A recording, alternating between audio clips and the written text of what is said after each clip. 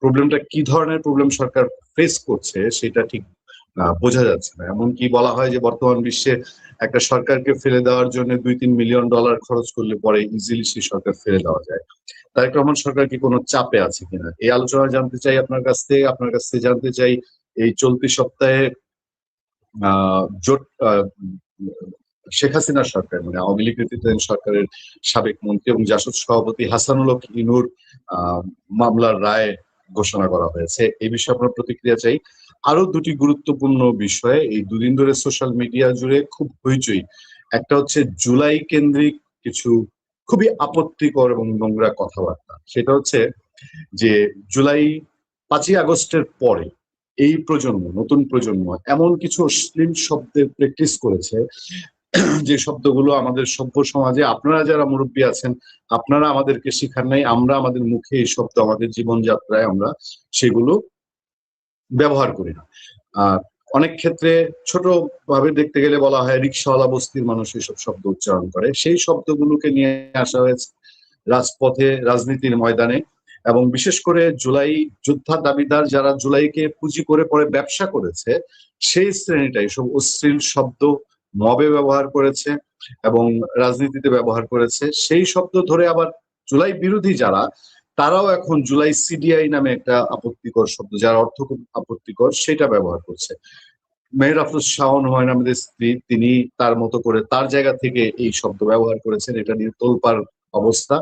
এই যে জুলাই কেন্দ্রিক অশ্লীল শব্দের ব্যবহার রাজনীতিতে জানতে চাই বিএনপির স্বনির্ভর বিশ্ব সম্পাদক নীলুফার চৌধুরী মনি তিনি বলেছেন যে তিনি জানতে চেয়েছেন যে স্নাইপার রাইফেল ব্যবহার হয়েছে জুলাই আন্দোলনের সময়, সেই স্নাইপার রাইফেল কারা ব্যবহার করেছে এবং তারা গ্রেফতার হয়নি।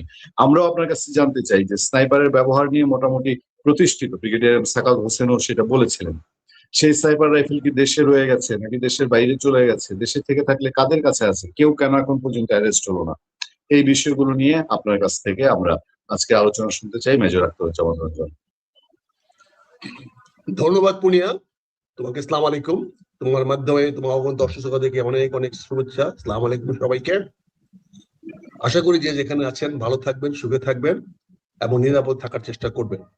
আমাদের সরকার প্রধানও বলছে আমাদের সবাইকে নিরাপদে রাখার উনি চেষ্টা করবেন, এটা ওনার টপ প্রায়োরিটি সম্প্রতি উনি বলেছেন। প্রথমত বলি বিষয়টা তুমি যে লিখেছো তারেক রহমান সরকার ফেলতে $1 মিলিয়ন প্রজেক্ট দেশি বিদেশি ষড়যন্ত্র, ওটা তো আমার উক্তি না ভাই, এটা তোমার বিষয়বস্তু। আমার তো এরকম কোনো উক্তি আমি কোথাও করি নাই। প্রথমে বলছি এটা আমার উক্তি না, তবে আমি শুনেছি তোমার মতো আমিও শুনেছি, তোমার বক্তব্যের সঙ্গে আমি একমত। তুমি যে বক্তব্য দিয়েছো তো উক্তিটা আমার নয়, এটা বাংলাদেশের চাউর হয়েছে। এখন মানুষ বলা বলি করতেছে, বিভিন্ন জায়গায় মানুষ বলতেছে জিনিসগুলা আলোচনার মধ্যে আছে। অনেকে বলে আজকাল তো বাংলাদেশে যা রটে তাই বটে তাই ঘটে, এরকম একটা কাজ বাংলাদেশের মধ্যে অনেকের মধ্যে তোমার প্রচলিত আছে। তাই সেদিক দিয়ে চিন্তা করলে তোমার সাবজেক্ট সিলেকশনটা ভুল হয় নাই, এটা বাস্তবতা। শুধু বিনয়ের সঙ্গে বলছি যেটা এটার মৌলিক বক্তব্য আমার নয়, কাজে এটা প্রোভাইডারি রাইট আমি চাচ্ছি না, এই বক্তব্যটা প্রোভাইডারি রাইট আমি চাচ্ছি না, বাট এটা আম জনতার বক্তব্য। দেখো আমরা অত্যন্ত গর্বিত একটা জাতি, অত্যন্ত গর্বিত, আমি গর্ববোধ করি। স্বাধীনতা যুদ্ধের মাধ্যমে আমরা আমাদের হেডলাইনটা কারেকশন হয়ে গেছে। Thank you very much, thank you. নাহলে এটা মানুষ ভুল বুঝতে হচ্ছে না। আই এগ্রি উইথ ইউ, তোমার এটা agree with you, thank you very much, many thanks. Otherwise মানুষ ভুল বুঝতে পারতো, মনে করতো এটা প্রোভাইডার রাইট হিসাবে আমাকে বুঝতে পারো। বাট তোমার এই বক্তব্যের সঙ্গে আমি দ্বিমত পোষণ করছি না। এই বক্তব্যটা বাজারে চালু আছে, বিভিন্ন কথাবার্তা বলতেছে।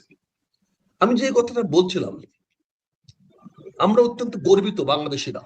বাংলাদেশ স্বাধীনতা যুদ্ধের মাধ্যমে আমরা অর্জিত হয়েছে, একটা মহান মুক্তিযুদ্ধের মাধ্যমে আমরা স্বাধীন হয়েছি। আমরা মূলত বলতে গেলে এই বাংলাদেশের মানুষ হাজার বছর ধরে পরাধীন ছিল। আমার মনে হয় আমার যখন প্রথম বঙ্গ সৃষ্টি হয়েছিল তারপরের থেকে আমরা বিভিন্ন সময়ে বিভিন্ন রাজা বাদশাদের, বিভিন্ন পশ্চিমা গোষ্ঠীদের হাতে আমরা পরাজিত হয়েছি, আমাদেরকে বিভিন্ন সময় আসছে। কিন্তু এই বাংলাদেশে আমরা স্বাধীন হয়েছি প্রথম 1971 সনের 16ই ডিসেম্বর। এই যুদ্ধটা আমাদের শুরু হয়েছিল 26শে মার্চে। সে যুদ্ধে আমরা জয়লাভ করে আমাদের ভারতীয় বন্ধু তাদের সাহায্যে আমরা জয়লাভ করেছি। আজকে আমাদের দুর্ভাগ্য আরেকটি, যে পাকিস্তান বিইং আমাদের একই ধর্মের লোক হয়ে, একই মুসলমান হয়ে, তারা আমাদেরকে স্বাধীনতা দেয় নাই। আজকে তারা আমাদের জন্য অনেক দরদ দেখাচ্ছে, অনেক ভালো কথা বলছে, কিন্তু তারা আমাদের দরদ দেখায় তা আমাদের আসে নাই। আজকে যে বন্ধু ইরানের পাশে গিয়ে আমরা দাঁড়িয়েছি, যে বন্ধু ইরানের কাছে গিয়ে আমরা আজকে ওনাদের জানাজায় আমরা অংশগ্রহণ করেছি, আমি এনাদের ধন্যবাদ জানাই, শুকরিয়া আদায় করি। দুর্ভাগ্য হলো ইরান আমাদের মুক্তিযুদ্ধের সময় আমাদের পাশে দাঁড়ায় নাই। এটা আমি মনে করে দিচ্ছি আজকের প্রজন্মকে, মনে করে দিতে চাচ্ছি যে আমাদের যুদ্ধটা কি করতে হয়েছিল মুসলমান ভাইয়ে ভাইয়ে।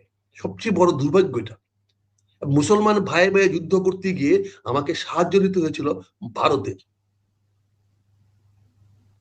ভারত যদিও হিন্দু রাষ্ট্র নয়, হিন্দু রাষ্ট্র হওয়ার চেষ্টা করছে, বিজেপি এখন হিন্দু রাষ্ট্র হওয়ার চেষ্টা করছে, স্বাভাবিকভাবে সেটা তাদের আভ্যন্তরীণ রাজনীতি, এখানে আমি মাথা গলাবো না, কথা বলবো না, কিন্তু ভারতের সাহায্য নিতে হয়েছিল আমাকে। তা আজকে আমরা এই নতুন প্রজন্মকে আমাদের বলতে হবে যে আমরা স্বাধীন হয়েছি 1971 সনে, অনেকে নস্টালজিয়াতে ভুগে, 47 সনে স্বাধীন হয়েছে। একবার চিন্তা করে না 47 সনে যদি ফিরে যায়, তাহলে তাবৎ বিহারীরা এবং পশ্চিম পাকিস্তান লোকেরা, তাদের নামে কিন্তু বাংলাদেশের জমি খাতাতে নাম লেখা আছে, সিএস আছে, তারা সেগুলো এসে দখল করবে। গুলিস্তান সিনেমা হল, এই মুন সিনেমা হল, ঢাকা শহরে অনেক জায়গা, গুলশানে অনেক বাড়িঘর, সৈয়দপুর, চট্টগ্রাম, মেহেরপুর, কুষ্টিয়া, যশোর, তারপর অনেক jute mill, Adamjee jute mill, এগুলা সবগুলো মালিক কিন্তু পশ্চিম পাকিস্তানিরা। এবং 47-এ ফিরে গেলে এগুলোকে তাদেরকে ফেরত দিতে হবে, কারণ তারা তখন এদেশের বৈধ নাগরিক। এই বিষয়গুলো আমাদেরকে একটু তলায়া দেখতে হবে, খালি লাফায়া পড়লে হবে না। এই যে তুমি বললো না ভাষার বিষয়টা, ভাষা তো কি, আজকে আমাদের দেশের উচ্চশিক্ষিত ঘরের ছেলে মেয়েরা বুয়ার হাতে মানুষ হয়। আমাদের দেশে কোনো গভর্নেন্স সিস্টেম নাই। আগেকার দিনে বড় লোকরা তাদের বাচ্চাদেরকে প্রতিপালন করার জন্য গভর্নেন্স রাখতো, যেটাকে আমরা এখন আয়া পর্যায়ে নামায় নিয়ে আসছি। আয়া কারা, আমি আয়া পেশাটাকে খারাপ বলছি না, কিন্তু আয়া কারা, যারা অশিক্ষিত, যারা একদম মানে লেখাপড়া জানে না, সামাজিক ভাবে তারা হতদরিদ্র, এরকম লোকেরা তোমার আমার বাসায় এসে আয়ার কাজ করে। তারা যখন তোমার ছেলে মেয়েকে মানুষ করবে, তখন তো তার ভাষায় মানুষ করবে। সে যে ভাষায় কথা বলে, সে যে শব্দগুলো ব্যবহার করে, সেই শব্দগুলো শিখবে। পরবর্তীতে হতে পারে তোমার ছেলে মেয়েরা বিশ্ববিদ্যালয়ে পড়তেছে, কিন্তু মাতৃভাষা তো হয়ে গেছে আয়ার ভাষা, যে আয়ার থেকে শুনে আসছে, শিখে আসছে। তো সেই ভাষাগুলা আন্দোলনকারী পক্ষে হোক আর বিপক্ষে হোক, তাদের মুখে শোভা পাবে। আজকে নতুন প্রজন্মের কাছে সেটা শিক্ষা পাবে, কারণ আজকের বেশিরভাগ প্রজন্ম মিশ্র হয়ে গেছে। যে সমস্ত প্রজন্ম গ্রাম থেকে আসছে, তাদের বাবা মা লেখাপড়া জানতো না। আমরা গত 50 বছর স্কুল কলেজ করে করে করে করে শিক্ষিত করেছি, তাদের বাবা মা শিক্ষিত ছিল না। আমি আমার এলাকায় গত 40 বছর স্কুল চালায়া, কলেজ চালায়া, বিভিন্ন স্কুলে সাহায্য সহযোগিতা করে, গ্রামে গ্রামে প্রাইমারি স্কুল করে, হাই স্কুল করে আমরা শিক্ষিত করেছি। কাদেরকে? এই প্রজন্মকে। তো তার আগের প্রজন্ম কি ছিল? তার মা বাবা তো জানে না শিষ্টাচার কারে বলে, শালীনতা কারে বলে, ভদ্রাচার কারে বলে, শিষ্টাচার কাকে বলে। তারা বাংলা লেখাপড়া জানে না, অঙ্ক জানে না, ইংরেজি জানে না। তারা প্রাইভেট টিউটরের কাছে নকল করে, এই করে সেই করে, কথায় কথায় চলে আসে। দেখো এই বছর নকলের জন্য ভয়ে ছেলেরা পরীক্ষা দিতে আসে নাই। এখানে কথায় কথায় চলে আসে। আজকে আমাদের শিক্ষামন্ত্রী সাহেব বলেছেন পরীক্ষা দিতে কেন আসে নাই তা তদন্ত করবেন। আরেকটা ব্যবসা শুরু হয়ে গেল, আরেকটা কিছু লোকের ধান্দাবাজ শুরু হয়ে গেল। ডক্টর জিল্লুর রহমান বলে ফেলেছেন আবার একই কাউন্টার বক্তব্যে, দেশে নাকি দারিদ্র সীমা বেড়ে গেছে, মানুষের নাকি দারিদ্র সীমার নিচে চলে গেছে। তখন আরেকটা রিসার্চ ওয়ার্ক হবে। এখন জিল্লুর রহমানের আরেকটা ধান্দাবাজি হয়ে গেল। উনি আরেকটা হয় বাংলাদেশ থেকে না বিদেশ থেকে আরেকটা এনজিওর টাকা আনবে, যে টাকা দিয়ে তারা বাংলাদেশের দারিদ্র সীমা কত কমছে কত বাড়ছে এইটা পরীক্ষা করে পরিসংখ্যান বের করবে। সব ধান্দাবাজেরা বাংলাদেশে। তুমি যে বলছো কয়েক মিলিয়ন ডলার দিয়ে, এখন জিল্লুর রহমান কিছু টাকা না দেওয়া হয়, জিল্লুর রহমান চেষ্টা করে সরকারের পতন করে ফেলতে, অতীত তারা করেছে, তারা সেটা বলেছে। এই কথাগুলো তো এমনি ছড়ে না। শিক্ষামন্ত্রীর বক্তব্যের পরিপ্রেক্ষিতে আজকে হাজার হাজার ছেলেমেয়েরা পরীক্ষা দিতে যায় নাই। আর সেই শিক্ষামন্ত্রী বলছে তদন্ত করবেন। গাধা বুঝে না যে তুমি যে বক্তব্যটা দিয়েছো, তুমি যে বলছো নকল করতে দিবা না, এই বাংলাদেশের বেশিরভাগ ছেলে মেয়ে পরীক্ষাই দেয়, প্রায় 60% ছেলে মেয়েদের মাথা আইডিয়া থাকে নকল করতে পারলে তারা পাস করবে। এই জন্য টেস্ট পরীক্ষাতে ফেল করলেও স্কুল কলেজের শিক্ষকরা টেস্ট পরীক্ষায় পাস করায় দেয়। আরে আমার কলেজে, আমার এই যে পরীক্ষা দিচ্ছে ইন্টারমিডিয়েটে, কদিন আগে মেট্রিক পরীক্ষা দিয়েছে, প্রিন্সিপাল দিবে না, টেস্টে ফেল করেছে ছেলেদেরকে দিবে না, যারা টেস্টে ফেল করেছে তাদেরকে দিবে না। টিএনও সভাপতি কলেজের এবং স্কুলে যাই বলছে আরে দিয়ে দেন, পাস করে ফেলবে না। চিন্তা করেন, টেস্টে ফেল করছে ছেলেকে, টিউনো বলতেছে দিয়ে দিতে এবং পাস করে ফেলবে। টিউনো যদি সভাপতি হয়ে ফেল করা ছেলে মেয়েদেরকে পরীক্ষা দিতে বাধ্য করে, পরীক্ষা দিতে যাওয়ার সুযোগ দেয়, তাহলে সেই ছেলে মেয়েকে যখন থ্রেট করা হচ্ছে যে নকল করতে দেওয়া হবে না, নকল যেখানে পাওয়া যাবে সেই সেন্টার বাতিল করে দেবে, টিচার বাতিল করে দেওয়া হবে, পানিশমেন্ট দেওয়া হবে, যেখানে শিক্ষামন্ত্রী বারংবার করতেছেন, ধমক দিচ্ছেন সবাইকে, সেখানে আমার টিউনো সাহেব ফেল করা ছেলে মেয়েদেরকে পরীক্ষা দিতে দিয়েছেন। এখন এই ফেল করে ছেলে মেয়েগুলো পরীক্ষা দিতে যাচ্ছে না, কারণ তারা জানে তারা পাস করবে না। নকলের সুযোগ বন্ধ হয়ে গেছে, নকলের সুযোগ বন্ধ হয়ে গেছে, ভালো কথা, আমরা চাই নকল সুযোগ বন্ধ হয়ে যাক, কিন্তু তার জন্য স্কুল কলেজে পড়াশোনা করাইতে হবে আগে। নকল বন্ধ করতে হলে তার আগে পড়াশোনা করাতে হবে। সে পড়াশোনার ব্যবস্থা না করে শিক্ষামন্ত্রী পরীক্ষা কিভাবে নেবেন, উনি পরীক্ষক হয়ে গেছে, চিফ ইন্সপেক্টর অফ এক্সাম হয়ে গেছেন উনি শিক্ষামন্ত্রী, উনি পরীক্ষার দিন শিডিউল করেন, ফলাফল শিডিউল করেন। He has become inspector of exam, যেটা আমাদের স্কুল কলেজের বোর্ডে থাকে, উনি শিক্ষামন্ত্রী হয়েছেন। আমাদের বন্ধু মানুষ বললেও কষ্ট লাগে, বেচারার অনেক দিনের খাওয়ান খাইছি, অনেকদিন চিংড়ি মাছ রান্না করে খাওয়াইছে, চাঁদপুরে চিংড়ি মাছ আইনা, ইলিশ মাছ, কি সুন্দর ইলিশ মাছ, ফ্রেশ ইলিশ মাছ খাওয়াইছে। এখন আমার সেই বন্ধু সম্বন্ধে বলতে হচ্ছে, আমি মিলন সম্বন্ধে বলছি না, আমি বলছি বাংলাদেশের শিক্ষামন্ত্রী আসম আকম মিলনের জন্য, বিকজ এভাবে সাজে না। আর জিল্লুর রহমান সাহেব কি বললো সঙ্গে সঙ্গে, যে দেশের দারিদ্র সীমা কমে গেছে বলে, দারিদ্র সীমা বেড়ে গেছে বলে এই ছেলেগুলা পরীক্ষা দিতে পারতেছে না, অতএব এখন এই সমীক্ষা করো। এই জন্য তো বলছি সরকারকে, তোমার যেটা বলেছে বা বিভিন্ন ধান্দাবাজ লোক মাঠে নেমে গেছে, বিভিন্ন ধান্দাবাজ লোকেরা বিভিন্ন জায়গায় জায়গায় ধান্দা করার চেষ্টা করছে, একে অন্যকে ব্লেম করছে, একজন একজনকে দায়ী করছে। ফলে কি হবে, একটা ক্যাওয়াস কনফিউশন লেগে যাবে, লেগে গেলে তো স্বাভাবিকভাবেই বাংলাদেশের মানুষ টাকায় তো সবকিছু করে। এই যে রাজনীতিগুলা করা হয়, কর্মীর থেকে নিয়ে নেতা পর্যন্ত সব তো টাকার পিছনে দৌড়ায়। কোন আদর্শ আছে কোন রাজনীতি দলের? একটি দলকে বলো যে সত্যিকার আদর্শ আছে কিনা। আমি সকল রাজনৈতিক দলকে বলছি, কাজে আদর্শবিহীন রাজনীতি হয় না। আদর্শটা কি? এখন আদর্শ আমরা কর্মী তৈরি করে টাকা দিয়া, সকল রাজনৈতিক দলের প্রচুর টাকা পয়সা লেনদেন করতে হয়, একটি কর্মী পাওয়া যায় না যে কর্মীকে টাকা না দিলে কাজ করে। আমি তো প্রকাশ্যে বলছি, গোপনে বলছি না তো। তেল খরচ দিতে হয়, পেট্রোল খরচ দিতে হয়, নাহলে তাকে চাঁদাবাজি করার সুযোগ দিতে হয়, তাকে মাস্তানি করার সুযোগ দিতে হয়, তার সঙ্গে বরখা বসা হয়, তার সঙ্গে লেনদেন করতে হয়। এইভাবে রাজনীতি হবে? আদর্শ কোথায় রাজনীতির জন্য? জনগণের জন্য যে কাজ করবে সে আদর্শ কোথায়? সবকিছু মিলে বাংলাদেশটা এখন একটা এমন দাঁড়িয়েছে যে ডক্টর জিল্লুর রহমানের মতো লোক যদি আজকে স্টেটমেন্ট দিয়ে বসে, without research, without knowing anything, without having any record, without having any survey, উনি কি করে বলেন যে দারিদ্র সীমা বেড়ে গেছে বলে ছেলেমেয়েরা পরীক্ষা দিতে যায় নাই? আমার তো মনে হয় তার বিরুদ্ধে ব্যবস্থা নেওয়া উচিত। কেন সে মিথ্যাচার করছে? তার ভিত্তি কি? এই বক্তব্য বলার ভিত্তি কি? তার হোসেন জিল্লুর রহমানের ভিত্তি কি? এই বক্তব্য দেওয়ার তার ভিত্তি কি? আমি চ্যালেঞ্জ করে বলছি। অর্থাৎ ধান্দাবাজি। কি ধান্দাবাজি? আমি দেন রিসার্চ করছি, রিসার্চ করে বলে দিব, তারপর রিসার্চ করে দিয়ে দিবেন। কদিন আগে তো ইউনুস সরকারের সামনে রিসার্চ হয়েছে, অনেক দেখছি, অনেক সমীক্ষা চালিয়েছেন, শত শত কোটি, 500 কোটি, 700 কোটি দিয়ে একটা প্রজেক্ট দিয়েছেন। কি হয়েছে সেগুলো? এগুলো খবর রাখেন? গত 2 বছরে যে দুর্নীতি করে গেছে সরকার, আজকে স্বরাষ্ট্রমন্ত্রী প্রধানমন্ত্রীকে অনুরোধ করে, কি ভাগ্যের নির্মম পরিহাস, কি অদ্ভুত দেশে বাস করি। স্বরাষ্ট্রমন্ত্রী সংসদে দাঁড়িয়ে প্রকাশ্যে জনগণের সামনে প্রধানমন্ত্রীকে রিকোয়েস্ট করে আপনি ইউনূস সরকারের বিরুদ্ধে দুর্নীতি তদন্ত করেন। What a tragedy! তার মানে স্বরাষ্ট্রমন্ত্রী দুর্নীতি চায়, প্রধানমন্ত্রী চান না। তার মানে বুঝো $1 মিলিয়ন অঙ্কটা কোথায় মিলে, সরকার ফেলায় দেওয়া অঙ্কটা। কি করে একটা দেশের স্বরাষ্ট্রমন্ত্রী প্রকাশ্যে সংসদে দাঁড়ায় বলতে পারে মাননীয় প্রধানমন্ত্রী আপনি তদন্তের ব্যবস্থা করেন? তার মানে প্রধানমন্ত্রী তদন্ত করতেছেন না। তার মানে কি দাঁড়ালো? মাননীয় প্রধানমন্ত্রী তদন্ত করাচ্ছেন না, করতেছেন না।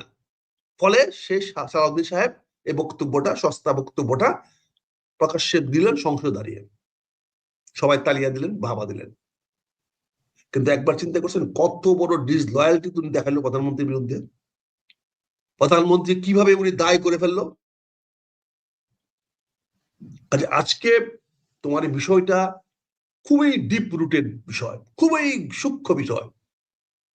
এর সঙ্গে অনেক কিছু জানার প্রয়োজন আছে। কি জানো? আজকে জুলাই মাসের 3 তারিখ আমাদের সম্মানিত সেনাপ্রধান, ওনার 60 বছর পূর্তি হবে সেপ্টেম্বরের, এক্সাক্ট ডেটটা মনে নেই আমার, সেপ্টেম্বরের যে কোনো দিন, সেপ্টেম্বর লাস্ট দিনে পড়লো ওনার 60 বছর পূর্তি হবে। যদি উনি 3 বছরের জন্য সেনাপ্রধান ওনাকে বানানো হয়েছে, তাহলে 3 বছর পরে যদি হয় তাহলে আগামী বছর 27-এর মাঝামাঝি কোনো সময় 3 বছর পূর্ণ হবে। এই 27-এর জুন বা মে মাসে পূর্ণ হবে। উনি তো মে মাসের মধ্যে চিফ মিনিস্টার হয়েছিল, তো মে মাসে পূর্ণ হবে। আর যদি 60 বছর ধরা হয়, 60 বছর ওরা শেষ হবে, ওরা 60 বছর পার হয়ে যাবে এই আগামী সেপ্টেম্বর মাসে। তার মানে যদি ফার্স্ট উইকে হয়, আমি জানি না এক্সাক্ট ডেটটা, গুগলে খুঁজলে পাওয়া যাবে।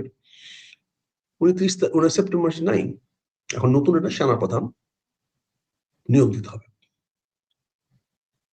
সেনাপ্রধান নিয়োগের সঙ্গে কি হয় আমরা দেখছি, শেখ হাসিনা অত্যন্ত বাছাই করে, প্ল্যান করে, মেটিকুলাসলি যাচাই বাছাই করে বর্তমান সেনাপ্রধান বানিয়েছিলেন।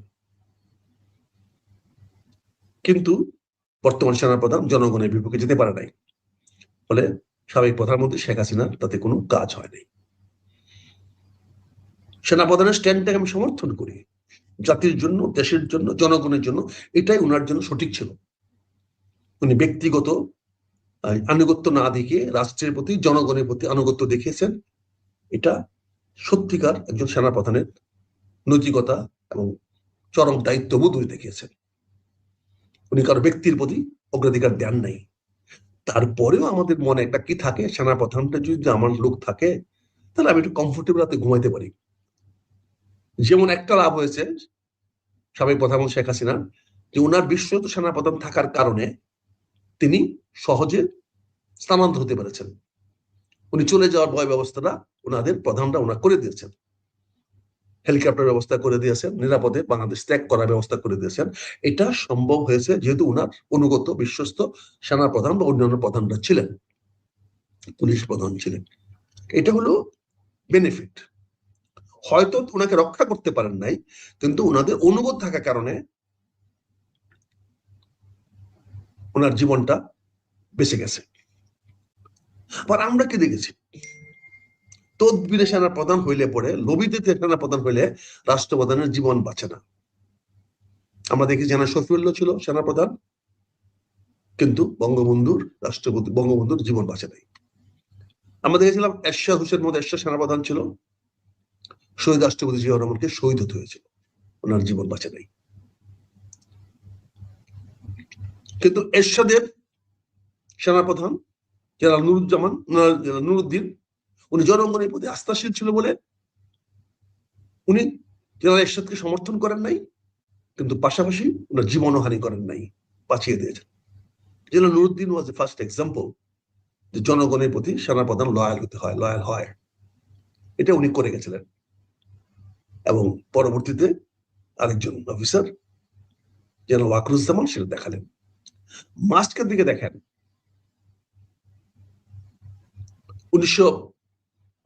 2006-7 সময় সেনাপ্রধান পরিবর্তন হয়েছে। তখন সেনাপ্রধান হওয়ার কথা ছিল 2 লবির থেকে 2 জন। একটা লবি ছিল জেনারেল ফজলে এলাহি আকবর, এখন কোথায় আছে জানি না। তাকে সেনাপ্রধান করার জন্য রিপেট্রিয়েট অফিসাররা তদবির করেছিল, সকল রিপেট্রিয়েট অফিসারদের তদবির ছিল সকল মহল থেকে, জেনারেল ফজলে আকবর এলাহিকে।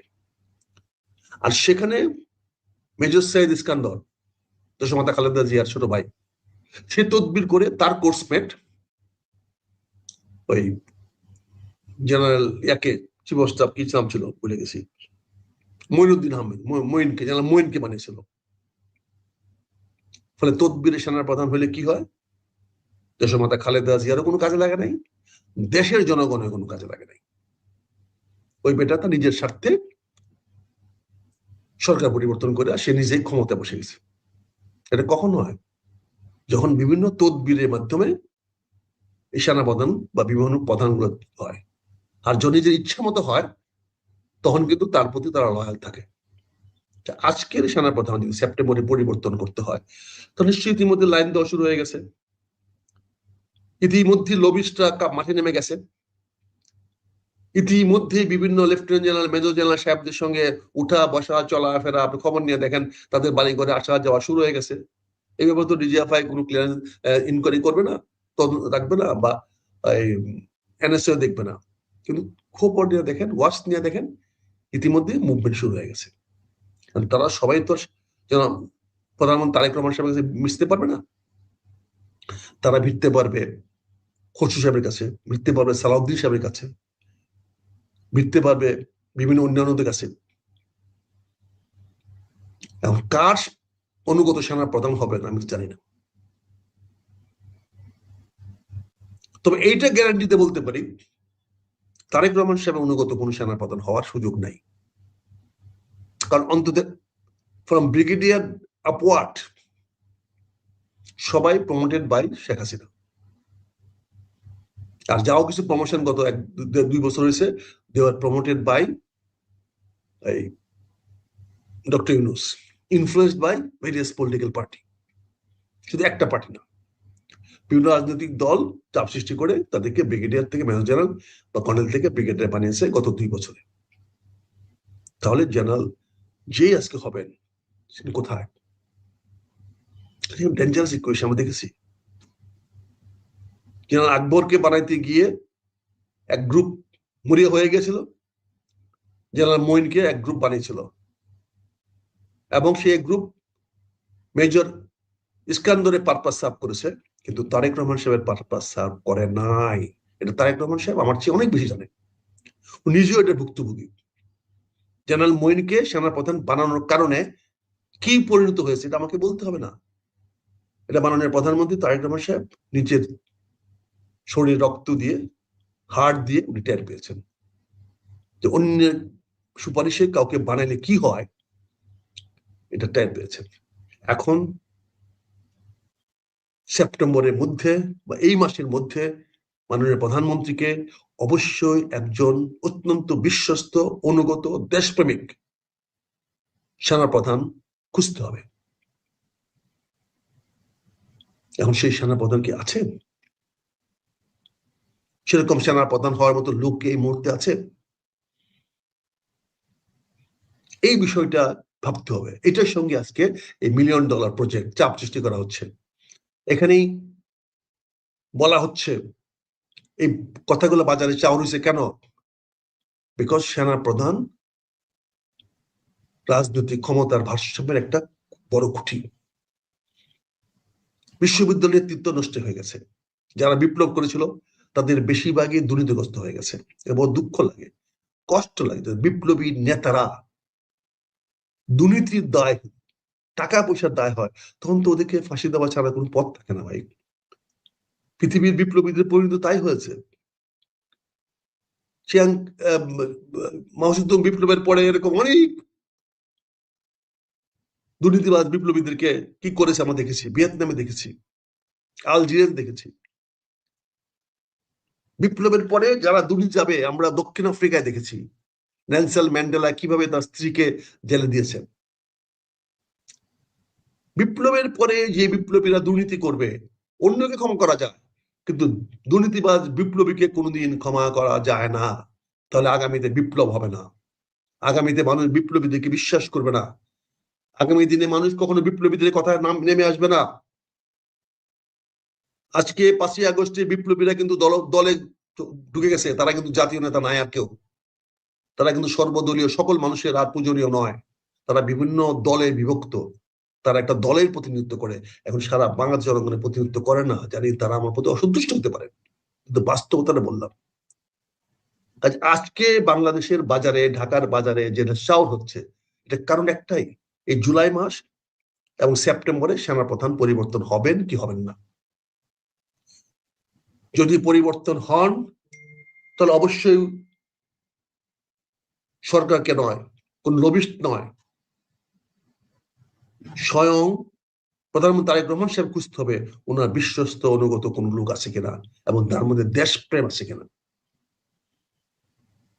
সেনাপ্রধান হওয়ার জন্য তো অনেক লাইন ধরে দাঁড়িয়ে আছে, অনেক লোক পাওয়া যাবে, তদবিরের জোর কম হবে না, রিটায়ার্ড লোকও চেষ্টা করতেছে, যারা রিটায়ার্ড হয়ে চলে গেছে 2005-7 বছরে, তারাও চেষ্টা করতেছে। যারা মুস্তাফিজ রিটায়ারমেন্টের অনেকদিন পরেও সেনাপ্রধান হতে পেরেছিল, যেমন সচিবালয় অনেক, যেমন মাননীয় প্রধানমন্ত্রীর মুখ্য সচিব হতে পেরেছে রিটায়ারমেন্ট করার অনেক বছর পরে। তো সেনাপ্রধান তো এরকম ট্রেডিশন আছে, রিটায়ারমেন্টের অনেক দিন পরে সেনাপ্রধান হওয়া যায়, জেনারেল মুস্তাফিজ তার জাতীয়মান প্রমাণ। অনেক রিটায়ার্ড জেনারেলরা এখন নতুন করে আবার চিন্তা করতেছে যে তারা অনুগত ছিল নাকি, তারা নাকি লেফটেন্যান্ট জেনারেল পর্যন্ত প্রমোশন পাইছে, তারপর নাকি তারা শেখ হাসিনার বিপক্ষে ছিল। কি অদ্ভুত না গেলে শুনতে, লেফটেন্যান্ট জেনারেল পর্যন্ত চাকরি করে রিটায়ার হয়ে চলে গেছেন, তারাও বলতেছেন যে তারা বিএনপি করতো, তারা বিএনপি অনুগত বলে তারা কোনটা ছিল। তো লেফটেন্যান্ট জেনারেল পর্যন্ত হয়েছে, আর কি কোনটা করবে? সবাইকে তো সেনাপতি বানানো যাবে না। তো লেফটেন্যান্ট জেনারেল পরে তো একটাই পোস্ট, জেনারেল মানে একটা পোস্ট, দুইটা পোস্টও না, কাকে জেনারেল বানাতে হবে? কিন্তু লেফটেন্যান্ট জেনারেল পর্যন্ত 5টা-7টা পোস্ট ছিল, সেইগুলো তো শেখ হাসিনা তাদেরকে বানিয়ে গেছে। এখন তারা নাকি বিএনপি করতো, বিএনপি অনুগত। আগেও বলছি, আমরা অনেক আগে বলছি, অনেক আগে স্টেটমেন্ট আছে আমার, যে বিএনপি আল্লাহ রহমত যখন ক্ষমতায় আসে তখন দেখবেন যে সমস্ত লোক বিএনপির, সারা সচিবালয়ে খুঁজে পাবেন না যে বিএনপি নাই। ওর মা বিএনপি করতো, না বাপে বিএনপি করতো, না হলে ওদের জন্মের সময় বিএনপি নেতারা পাশ দেখেছিল, ওই যে বাংলাদেশ জিন্দাবাদ স্লোগান শুনে ওর মায়ের পেটে, তখন থেকে সে স্লোগান দেওয়া শিখে ফেলছে। ওদিন শুনতো আওয়ামী লীগ, ওদিন আমরা আওয়ামী লীগ শুনছি না, বাবা যুদ্ধে গেছে, মা পেটে ছিলাম, আমি শুধু জয় বাংলায় শুনছি, এরকম বক্তব্য তো আমরা শুনেছি, অনেকে তো বলেছেন।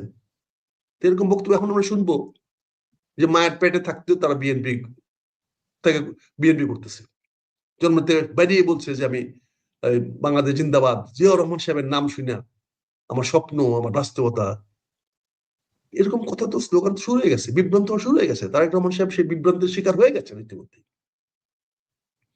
কাজে তুমি যে বিষয়টা চুজ করেছো এটা আমার বক্তব্য নয়, আবারও বলছি, তবে বাজারে কথাটা চাউর হচ্ছে, চাউর হওয়ার প্রেক্ষাপটটা হলো যে সেপ্টেম্বর মাসে বর্তমান সেনাপ্রধান, যিনি অত্যন্ত আউটস্ট্যান্ডিং কাজ করেছেন গত 2.5 বছর, তার দক্ষতার কারণে একটা সুষ্ঠু নির্বাচন হয়েছে, তার লয়্যালটির কারণে, জনগণের প্রতি লয়্যালটি, সরকারের প্রতি লয়্যালটি, দেশের প্রতি লয়্যালটি, সবচেয়ে বড় কথা হলো বাংলাদেশের প্রতি তার অকৃত্রিম আনুগত্যের কারণে এই নির্বাচন সম্ভব হয়েছে, বিএনপি ক্ষমতায় সম্ভব হয়েছে, দেশে একটা সুষ্ঠু ধারা রাজনীতির পথ খুলেছে। স্বাভাবিকভাবে ওনাকে রিটায়ারমেন্ট যেতে হবে, আমি বলছি না ওনাকে রেখে দেন, আমি রেখে দেওয়ার পক্ষ নয়, তবে আপনাকে বিকল্প খুঁজতে গিয়ে ভুল করেন না।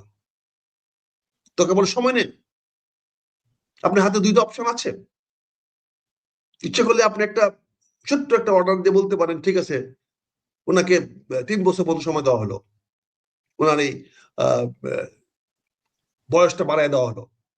60 বছর বয়স তো কিছু না, খুব বড় কিছু বিষয় না, অনেকে বাড়তে পারে, এমনও সবার ডিমান্ড আছে সরকারি কর্মচারীদের বয়স 62 করার, এই সুবাদে সবাই 62 করে দেন, তাহলে এক ঢিলে আপনি অনেকগুলো বাকি মারবেন, অনেক অফিসাররা খুশি হবে, অনেক সচিবরা খুশি হবে, তারা লয়াল হবে, তারা আগামী 2 বছর আপনার জন্য জান প্রাণ দিয়ে কাজ করবে।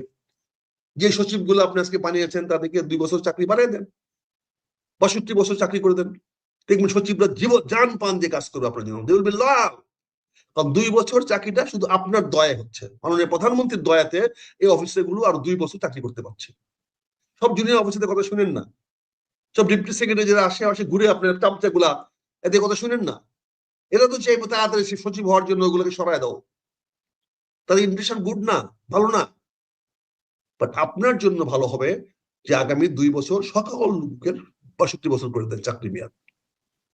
তাদের যদি সেনাপ্রধান সুযোগ পায়, আপনি সুযোগ পাচ্ছেন, আপনার সময় পাচ্ছেন, আপনিও 2 বছরের মধ্যে আরো কিছু ব্রিগেডিয়ার, মেজর জেনারেল, জেনারেলদেরকে বানাইয়া তৈরি করে নিয়ে আসেন, সো দ্যাট আপনার এই 5 বছরের মধ্যে এই বলয়টা আপনার হয়ে যায়। সো 2 বছর পরে আপনার ক্ষমতার মেয়াদ হবে 2.5 বছর।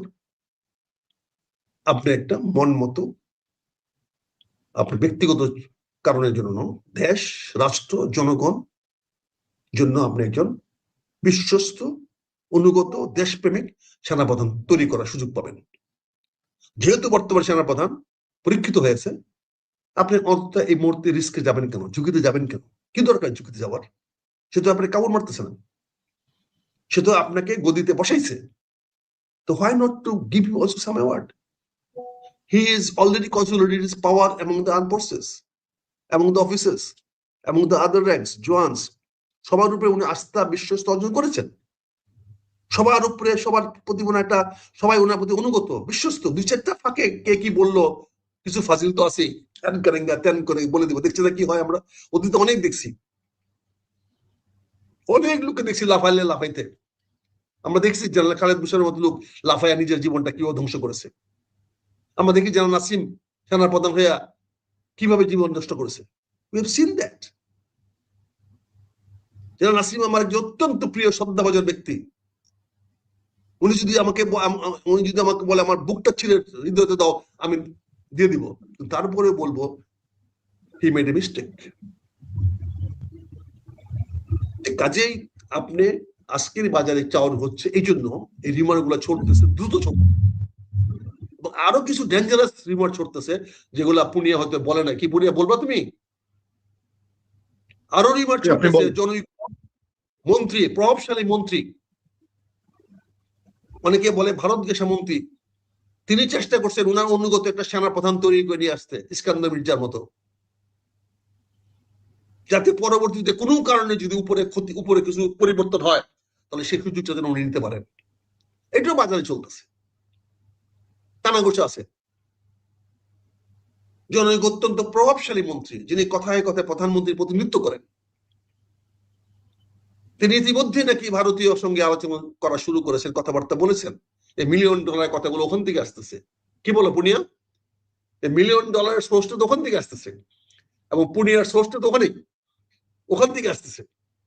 তারাও চাচ্ছে যে একটা বিশ্বস্ত সেনা প্রধান থাকলে, অনুগত থাকলে, দরকার পড়লে দেশ না হয় কিছুদিন অন্যভাবে চলবে। অন্য কোনো রাজনৈতিক দলের উপর দায়ভার চাপিয়ে দিয়ে, অন্য কোনো রাজনৈতিক দলের দাবি দাওয়া পালন না করে, বা এই যে আজকে যে অবস্থা, জুলাই সনদ বাস্তবায়ন নিয়ে যে অচলাবস্থা সৃষ্টি হচ্ছে, এখন তো আমাদের জুলাই সনদের পক্ষে যারা, তাদের তো পিঠ দেয়ালে ঠেকে গেছে। তারা যদি বাস্তবায়ন করাইতে না পারে, জুলাই সনদ যদি বাস্তবায়ন করাইতে না পারে, তাহলে বিপ্লবীরা যারা জুলাই সনদের পক্ষে, তারা জনগণের সামনে কি নিয়ে দাঁড়াবে? তার মানে জুলাই সনদটা তো নিয়ে জাতি ইতিমধ্যে মুখোমুখি দাঁড়িয়ে গেছে। দুইটি পক্ষের মধ্যে মানুষ, জাতিকে আমরা ইতিমধ্যে মুখোমুখি দাঁড় করে দিয়েছি, একটি জুলাই সনদের পক্ষে, আরেকটি জুলাই সনদের বিপক্ষে। এর ফায়সালা কি? এর সমাধান কি? এ কি আলোচনার টেবিল সমাধান হবে, নাকি রাজপথে সমাধান হবে? রাজপথে সমাধান হলে সরকারকে কঠোর হইতে হবে। রাজপথের সমাধান কখন সরকারের পক্ষে যায় না, রাজপথের সমাধান সবসময় সরকারের বিপক্ষে যায়। তো সরকার যদি আলোচনার টেবিলে আলোচনায় সমাপ্ত না করে এই জুলাই সনদের বিষয়টিকে রাজপথের দিকে ঠেলে দেয়, তাহলে $1 মিলিয়ন খরচ কেউ না কেউ দিতেই পারে, $1 মিলিয়ন কেউ না কেউ ব্যবস্থা করতেই পারে। সেই ব্যবস্থা করে তোকে বলে সরকার পরিবর্তন হবে। কারণ যদি আল্লাহ না করুক, যদি এই জুলাই সনদের ফয়সালা রাজপথে হয়, তাহলে তো এই সরকার থাকবে না। এটা সহজ অঙ্ক। রাজপথ উত্তপ্ত হইলে সবচেয়ে আগে যেটা গলে যায় সেগুলো সরকার। উত্তপ্ত রাজপথে সবার আগে গলে সরকার, ভেনিশ হয়ে যায় সরকার। কাজে রাজপথে ফয়সালাটা সরকারের জন্য কখনোই সঠিক নয়, কিন্তু আমার মতো বিরোধীদের জন্য রাজপথের ফয়সালা হলো সর্বোত্তম ফয়সালা। যদিও বেনিফিট আমি পাই বা না পাই জানি না, অতীতে যারা বিপ্লবী করেছে বেনিফিট তারা পায় নাই, সাময়িক তারা কিছু পেয়েছিল, সেটা তারা ধরে রাখতে পারে নাই। তা আগামীতে যদি কোনো বিপ্লব হয় তাহলে সেই বিপ্লবের তো একই ফলাফল হতে পারে। কাজে পরিশেষে আমি তোমাকে বলবো, তুমি বিষয়টা এনেছো, আমি একটু সব বললাম, মাননীয় প্রধানমন্ত্রী সাবধান করার জন্য বললাম। ষড়যন্ত্র হচ্ছে, 4-5 ষড়যন্ত্র চলছে, 3টা ষড়যন্ত্র হচ্ছে। বলে দিচ্ছি কি হচ্ছে। একটা, পরবর্তী সেনা প্রধান কাকে বানানো হবে, ইমিডিয়েটলি বানানো হবে না পরবর্তীতে বানানো হবে, কারা হতে চায়, ভিতর থেকে না বাইরের থেকে, এটা নিয়ে একটা ষড়যন্ত্র হচ্ছে। দ্বিতীয় ষড়যন্ত্র হচ্ছে জুলাই সনদ বাস্তবায়ন যেন আলোচনার টেবিলে না হয়। একটি পক্ষ সরকারের ভিতর থেকে চেষ্টা করছে এইটা নিয়ে একটা জাতীয় ইস্যু তৈরি করতে এবং জনগণকে, জাতিকে রাজপথে নিয়ে যেতে। এইটা আপনি তলিয়ে দেখেন।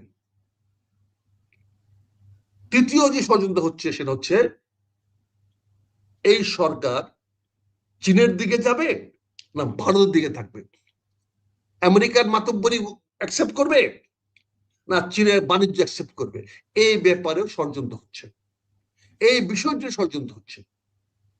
কাজে এই 3টা বিষয়ে আপনাকে সজাগ হতে হবে মাননীয় প্রধানমন্ত্রী।